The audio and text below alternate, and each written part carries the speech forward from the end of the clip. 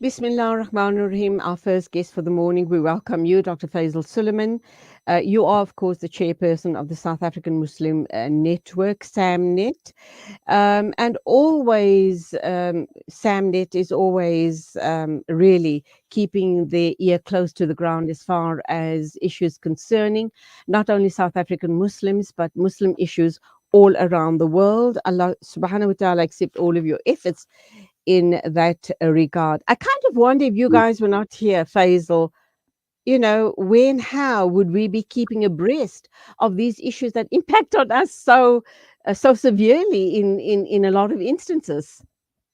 Inshallah, there'll be others, and I'm sure what's happened in Gaza will awaken our community to make sure that we get the type of funding we need to pay others to do what at present we do voluntarily.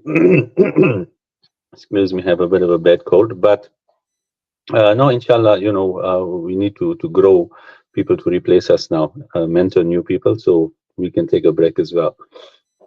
Number one, doctors aren't supposed to get sick. And number two, do we have the kind of young people to start taking up leadership positions and to start following on like the Dr. Faisal Suleimans of this world? I think they are, but I think they need to be paid. I think volunteerism is becoming rare in our society. A lot of it is, younger people have maybe greater commitments, sharing household work, etc. For whatever reason, I think there is talent, but we can't rely on people volunteering time anymore. Pay, and I think you'll get the work done. I guess it goes to that philosophy of Maslow's principle, does it not? You and I can be involved in volunteerism because we've lived our lives, alhamdulillah, and we at that point of altruism, giving back, being of service, etc. Young people still have to establish themselves, start their families, build what they believe they aspire to in life. So you are definitely correct regarding this has to be paid work. That brings me to an article you've posted on social media. You talk about Hasbara and the control of narrative as an element of strategy. Well, this was an article that appeared in another publication, and you've then commented on that, and I think you make a very relevant point here. This is something you've talked about a lot in the past. It brings me to the issue around South Africans having very, very big hearts and very deep pockets. And we donate very, very generously to a whole host of charitable organizations, not only in South Africa and all around the world. You are going on to say, and you have said this before as well, how strategically investing 1% or more of our relief donations could be used. And you raise an absolutely brilliant point there. We need to start thinking differently in how our donations should be used. And this, if we follow this model of yours, is also an ibadah. It is also being of service. It is also about uplifting our community, our society, and our thinking, shifting our thinking to be more proactive. Talk to us about it. Julie, you see, when you spoke about the fact that Canada and Germany have now come out among other countries in support of this genocide, and that's what it is. I don't think we can make any bones about it. It's because those politicians, Trudeau and the Chancellor, were put there by a strong Zionist lobby. They are kept there by a Zionist lobby. The media that they get, the attention, the positive attention, is through control. And if anybody had any doubt, and there shouldn't really have been any doubt, that the media is so powerfully pro-Israel, one just had to look at the coverage of the ICJ. As people may know, it was absolutely zilch coverage of the South African presentation and a complete live streaming, a wall-to-wall coverage of the Israeli presentation on your big mainstream media channels. And if ever there was a glaring um, example of just how badly skewed the mainstream media is against, whether it's Muslims, Islam, the Middle East, and in this particular case, the Palestinians. That would be it. So that is not by accident; it's by design. It's it's the years of work of brown paper journalism, threats using the law, all trolls. If I mean, not today, Mahdi Hassan getting fired from his job or being relieved, as they put it. Others not, entering the door, knowing that if you're working for any of these channels, you dare not say anything critical of Israel. The deliberate targeting of what is it now, some 300 odd journalists in Palestine. When they shot and killed the Al Jazeera journalist Shireen Abu Akleh, and nothing happened. The door open for Israel to do what it likes. You see, and so this needs to be counted. You cannot rely on few of us volunteering our time in between here and there to effectively do this. And you're absolutely right. 1% or more of the amount of money we spend, and I must tell you, there's a category in zakah for this as well.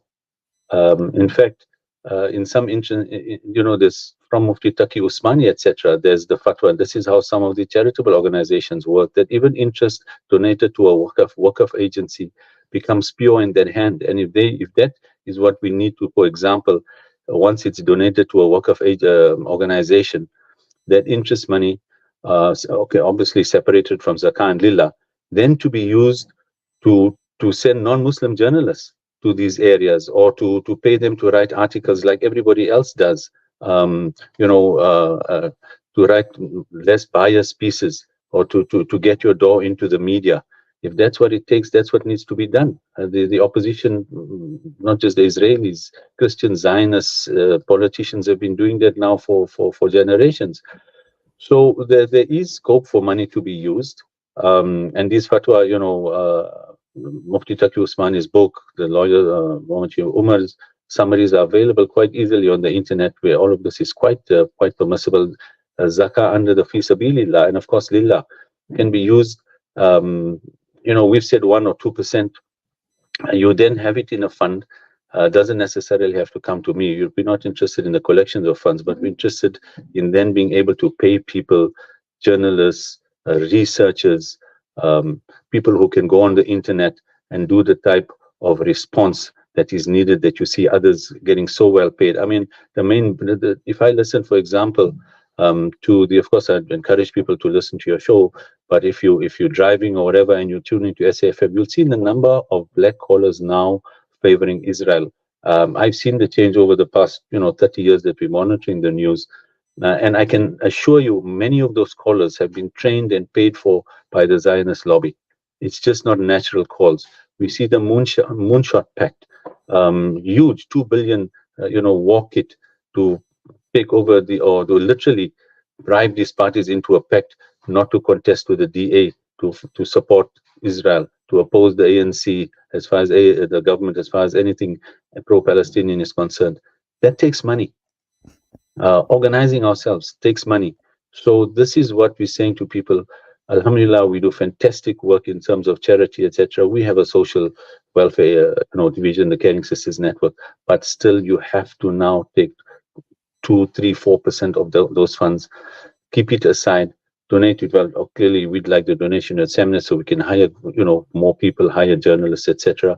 But even if it's into a strategic fund like an OCAF or whatever, then we can then use these funds to start putting our foot into the door. It's a long process. You're not going to see results overnight, but you can put pressure on the SABC. You can have, let me give you, I could probably use the services of a full-time lawyer to challenge so many. I mean, there was a post this week of someone from Sanlam, one of a senior person harassing a woman, scratching her car, calling her all sorts of derogatory names. That guy, had it been the other way around, I can assure you Jewish Board of Deputies would have lawyers already on the case taking the person aghast. So we need 30,000-40,000 a month to be able to hire a lawyer to do nothing else but do this Palestinian work, this Kashmir work. We forget there's a genocide, unfolding in Kashmir, out of the news, so we don't know much about it. But clearly, we know the conditions in Kashmir are horrific. It's just that it doesn't get our publicity. And clearly, after the 7th of October, we sort of been focused on Gaza. So they're alone, or you can talk to businesses to put people like this on a payroll, maybe a little bit, a few hours a day work for a business. The rest of the time, that person would be on the payroll and work for an organization like ours to do the work. So there are lots of ways of getting around this. It takes the will, and as you said at the outset, change in how we think. We keep complaining, oh, the media's bias does that. Well, put some money in and we can start to make inroads into this. Inshallah. Faisal, we've got to go for our first ad break. We're going to come back and talk some more regarding this issue. And I think the all-important question here is, how do we start changing those mindsets? It's very, very difficult. We know change, people resist change, but we need to start thinking differently, and we need to start being more proactive as a Muslim community. Please stay with us.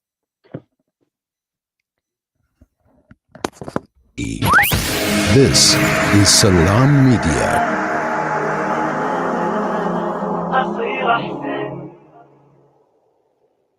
You know, it's a wonder how kids get anything done these days. With all the distractions, when do they even get time to study? As a mother, all I can really do is make sure they have all they need to perform at their best. That's why I choose to include Sunfoil, triple refined pure sunflower oil with every meal I make.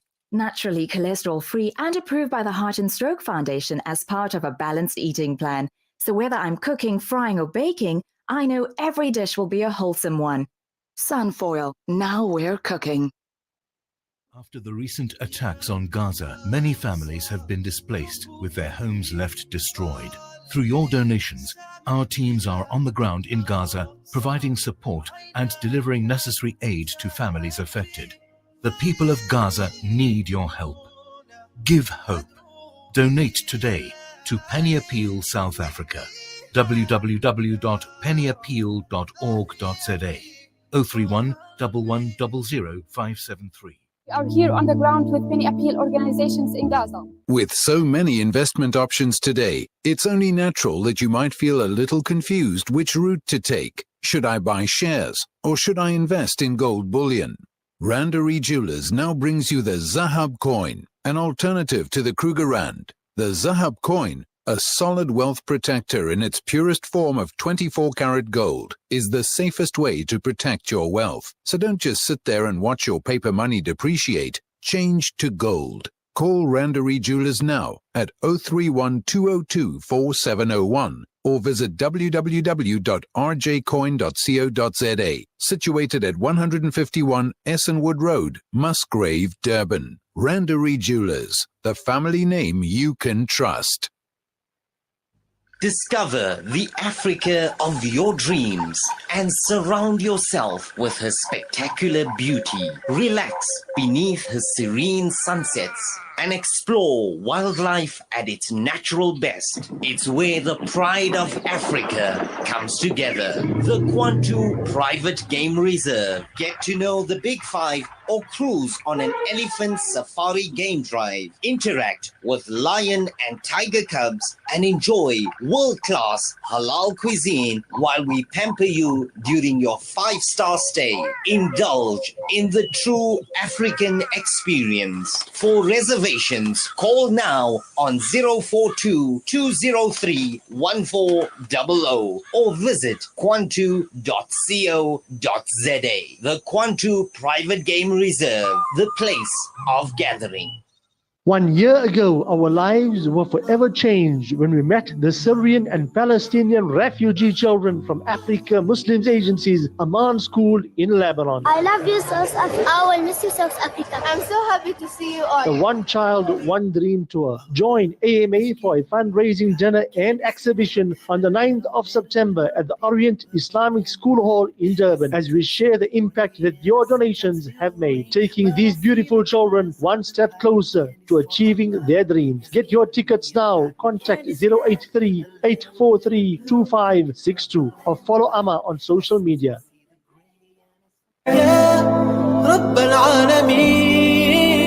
Listen to something fresh. Listen to Salam Media, your humanitarian broadcaster.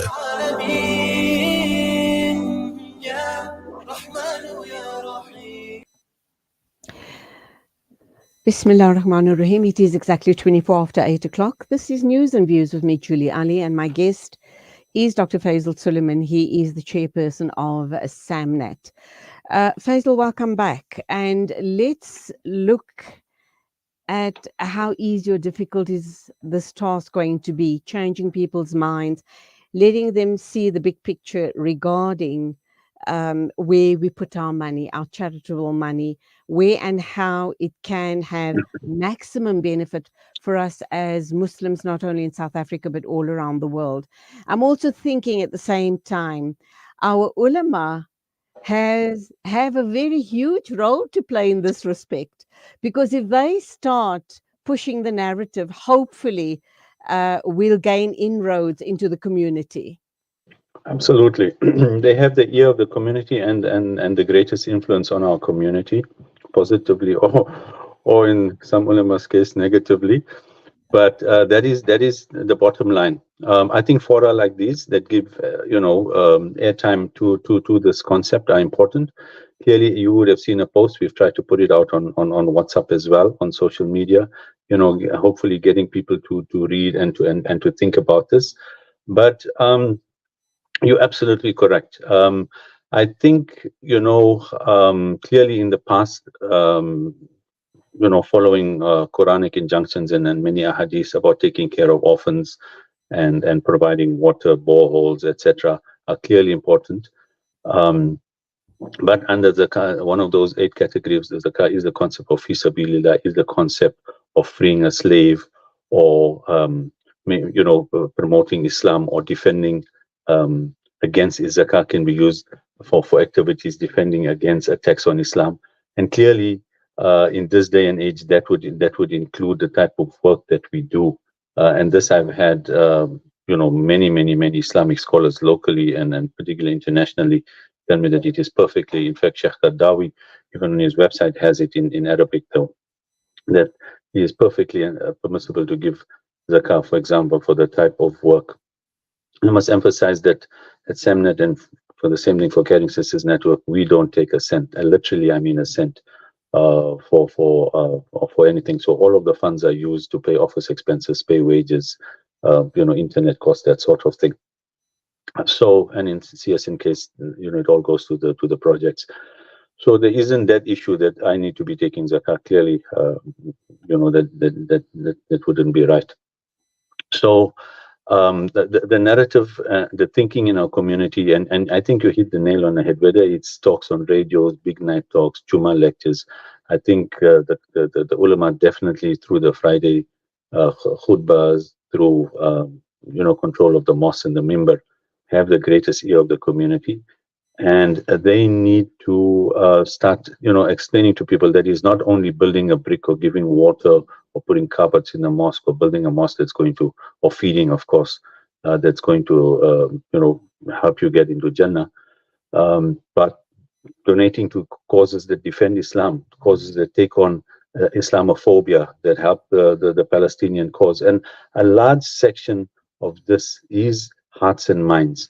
Israel can only get away with what it does because still in the predominant Western, clearly there have been some huge marches in the United States, in the UK, even in Canada, but you can see the politicians go against the wishes of their electorate. But a huge component still believe Hamas is a terrorist organization. Palestinians all want to kill Israelis. Not dissimilar to how black people were portrayed in the 1960s and 70s and early 80s here, that, black people want to drive every white person into the sea. And it took there, of course, it was more clear-cut. The ANC were allowed to operate overseas. You can see just Hamas, the doctors visiting our country, how it stirred up the DA and the ACDP, etc., and opposing government, criticizing government for even allowing them into calling them a terrorist organization, etc. So all of this needs media resources. It needs lobbying. It needs being able. I mean, we've seen comments coming from the Institute of, one of the researchers at the Institute of Race Relations or Strategic Studies. Horrible, stupid, naive comments. And these are black people making these comments. Clearly, someone has paid these people to come out with a narrative not dissimilar to what we've seen coming out of some of the Middle Eastern Arab countries. Zionist Arabs. Now we have Zionist black people. So it's about money. It's about access to jobs. And here we have to, express our gratitude to people like Max Supria and Tuli Madonsela, who've come out against trolls, against, being attacked, to speak truth to justice. It's not always that easy when potential income is on the line, you lucrative, appearances and getting called to corporate functions, etc., go on the line because you've come out pro-Palestinian or taken off the Zionist corporate lobby. And therefore, one acknowledgement of these people, having people on the payroll, using hopefully the ulama themselves, starting to understand. You see, it's very difficult, Julie. Many of them don't watch TV, don't really, watch videos, etc. Sometimes will only read perhaps the printed press, and a large section of your printed press doesn't cover this. Darul Ulooms don't allow, newspapers and magazines and TV and radio, all of this. So you come out in a bit of a cocoon, not understanding the power of media, not understanding the power of hearts and minds, and how you influence media and how you need to put in money, and therefore no need to speak to it. So it does take a lot of work. Often you'll get criticized for being anti-ulama, and clearly it's not. We work with ulama bodies, we work very closely with UQSA, etc. But it needs, as you said, a whole paradigm shift in thinking to push the narrative that you need to contribute funds towards organizations that are taking on activism, media, Palestinian work, Kashmir work. And yes, it's challenging, but inshallah, we try. Ameen. You mentioned UQSA there, and for me, they kind of are the glimmer of hope. We hope and pray that they do steer the rest of the community in the right direction, inshallah. When we look at the issue around the Hasbara, the Jewish propaganda machine, we need to wake up to that fact. And we do know as Muslims, I'd like to think that, alhamdulillah, the majority of us are very ethical, and we won't put out and churn out false narratives. We'll say it as it is. We will be honest and ethical in what we put out into our community. So there isn't a fear of that, is there? No, Julie, you see, end of the day, we are accountable to Allah subhanahu wa ta'ala, and we have so much examples in the Quran, even to the point of speaking out against yourself or your family or your parents, etc., in terms of truth and justice. And similarly, we see it, one of the most glaring examples that we can see about about this conflict is in all of these years since 1948. People must think about this very carefully. Even now, under facing literal genocide. I mean, the bombs are dropping, but they've dropped about 29,000 bombs on Gaza. You have not seen Hamas say, you know what, Zionists or people who enable Zionism outside the Palestinian territories should be attacked, beaten up, shot, killed, hurt. That is the ethical nature of their struggle. They have not, Israel has done the opposite. Americans assassinate people all over the world, coups, etc. South Africa, for its stance at the ICJ, or taking Israel to the ICJ, is going to suffer some of that punishment, and we must be prepared for it and show our patriotism, etc. But to your question, we cannot, in pursuing a cause of justice, cause injustice. And just like Hamas have never said, even when the PLO, when it was still a force 20 years ago, said, okay, it's legitimate, it's acceptable to attack Zionists. For example, the soldiers in South Africa and South African citizens who went and, killed people in Palestine and have been back here. If they are legitimate targets, you are allowed to attack them. You haven't seen that. And that is the ethical nature. That is how Hamas have been so careful to stick to justice and stick to the cause. That we have not said, yes, okay, you know what, these are soldiers going there, or this organization is directly funding the war. They are legitimate targets, because we cannot be unjust in the face in the pursuit of injustice ourselves. The ends doesn't justify the means. So clearly, in our case as well, it does not behove us. It doesn't do the struggle any good. It doesn't do our credibility any good, and it clearly doesn't do our morals any good to be portraying a false narrative or to be putting out nonsense. But clearly, there's so much truth to be said. You don't have to create falsehood. You don't have to lie. The truth, the justice, the suffering is all on the side of course, whether it's the Uyghurs, whether it's the Rohingya, whether it's the Kashmiris, what's happening to Muslims in India, and even what is going on in Palestine and Kashmir and Gaza. Okay, we're going to wrap up then, Faisal. Let's understand how is it. Let's look at the issue around protest action. We know that this has created a lot of buzz all around the world. Do we continue with that? Is that going to keep the Palestine story alive in the minds of people? Do you believe it's making an impact? What more can we do apart from this amazing suggestion that Samnet has come up with regarding our contributions, our charitable contributions between 1% and 5% should now start up these advocacy groups? You have an MRN working almost in isolation. You have one or two think tanks in South Africa, but clearly it is not enough. We need way more of those. And as you rightly say, let's pay good salaries. Let's keep these good young minds alive, and let's allow them to put up the correct narrative, not only in South Africa, but to the rest of the world regarding Muslims, our ethics, our beliefs, and where and who we stand up for. Yes, clearly, you need money to do all of these things. We hope that whether it's social media or what is the impact of all of this will make people understand, as you said, the need for it. As far as protest action goes, no, I think there's still a need for them, if for no other reason than to keep the memory and the consciousness of what is going on. But by no means are they BN and L on protest action placards. Oh, and by the way, for people who are involved in these, one of the other actions other than stop the genocide has to be open the Rafah borders unconditionally.